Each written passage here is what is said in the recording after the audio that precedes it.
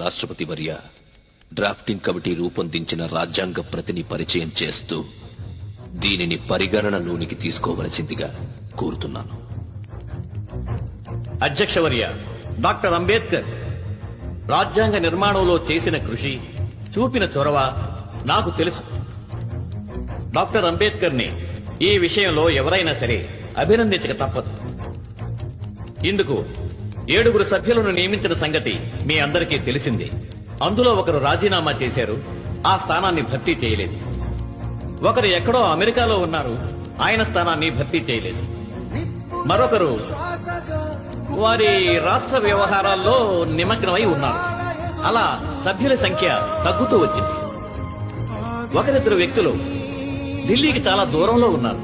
బహుశా ఆరోగ్య కారణాల వల్ల వారు హాజరు కాలేకపోయి ఉండొచ్చు. అందువల్ల అటువంటి పరిస్థితుల్లో